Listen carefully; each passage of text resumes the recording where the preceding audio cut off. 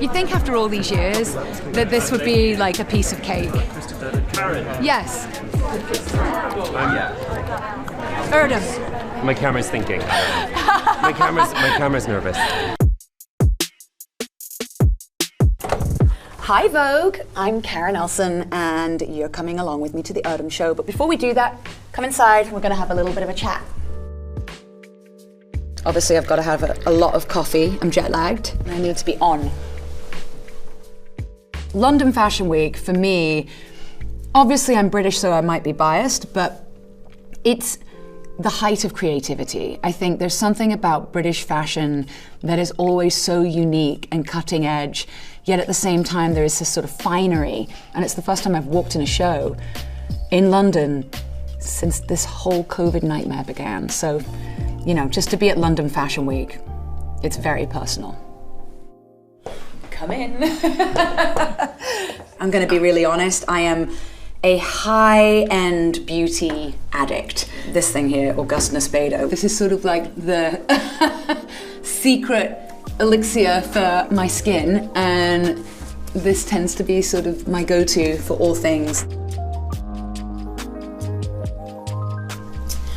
And this is my dress for the day.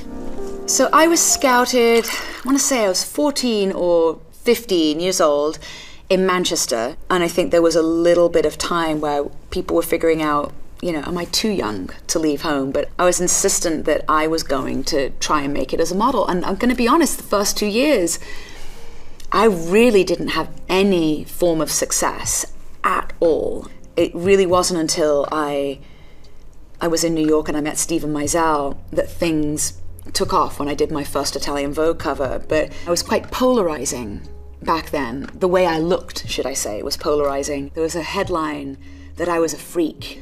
I'd go on shoots, and if the dress didn't zip up properly, there'd be just endless criticism or people telling me which diet to go on. As I've got older, I felt a real responsibility towards the young people who are entering the fashion industry to be honest about the pressures of the industry, and also to encourage the industry, the fashion industry in general, to change its ways, because it is such a brilliant business and so many facets of it, yet the experience of being a model for many models, unfortunately, can be harrowing, and often you don't feel like you can stand up for yourself because you might get blacklisted if you do. So during the pandemic, I started this Zoom sort of session called the Model Mentor, where we just talk about various issues, especially about, you know, body image, the lack of financial transparency that happens in the modeling industry, and in a way just trying to give these young people the tools. The more models can sort of articulate and stand up for themselves and demand that they are treated with just basic dignity, the more the industry will understand that has to become the norm. All right, let's go. I'm running a bit late. The later I get to the show, the more chaotic it's going to be.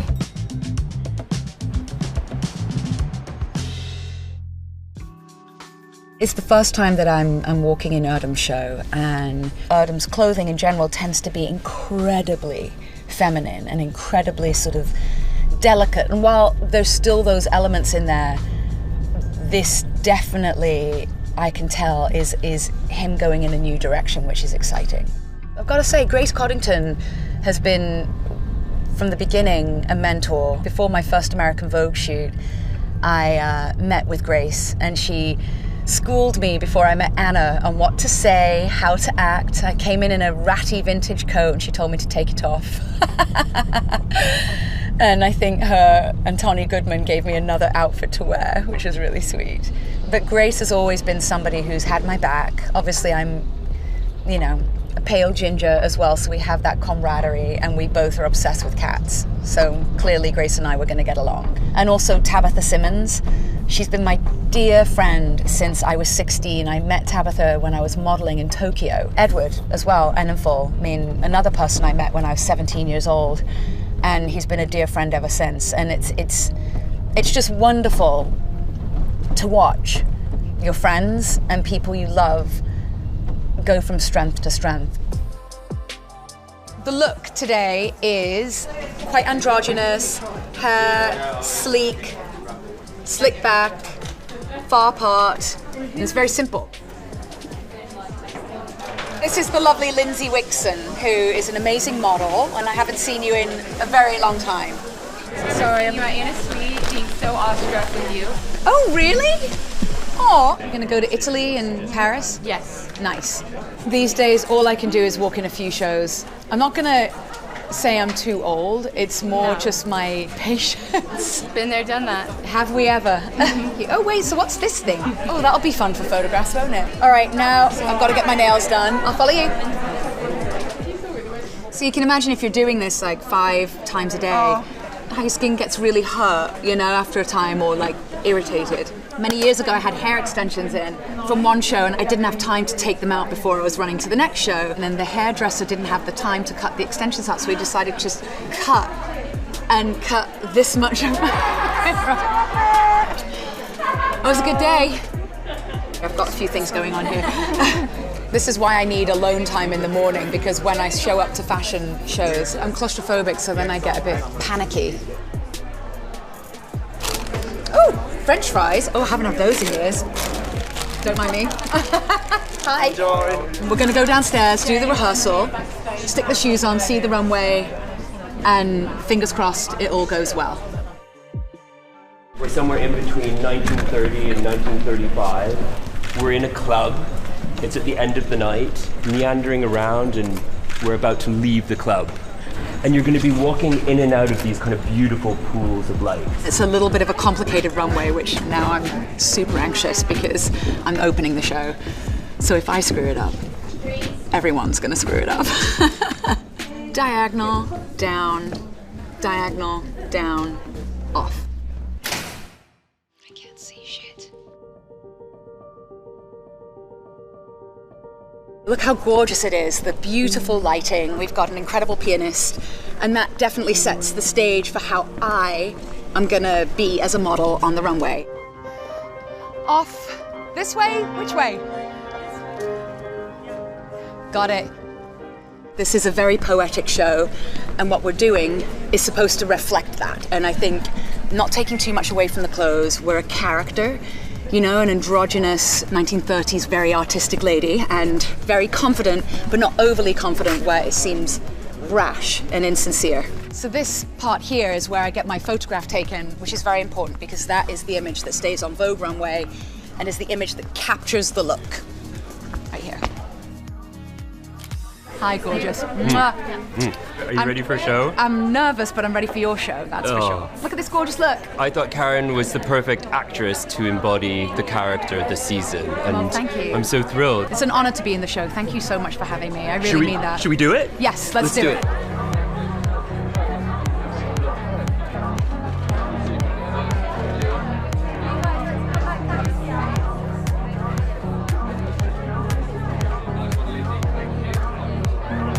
You look great.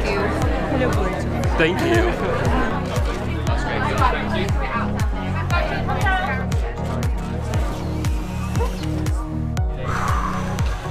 Okay, we're shutting doors, so that's 2 minutes. That's our 2-minute cue. There's always something last minute happening. Thank you for having me. Thank you for doing this. Anytime. Wish me luck.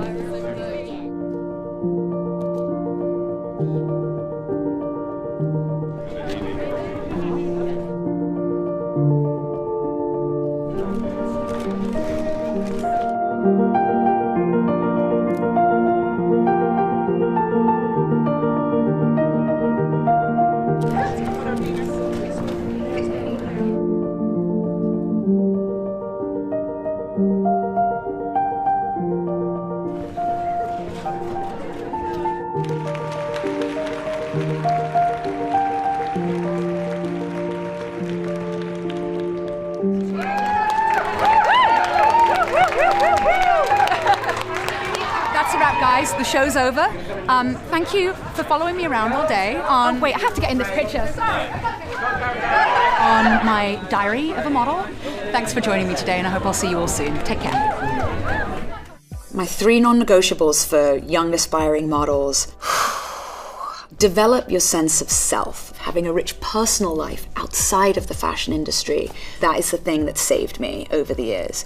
Number 2, know your worth. And number 3 is, even though the going gets tough in this business, try as best as you can to make the most out of it, because there's a lot of joy to have.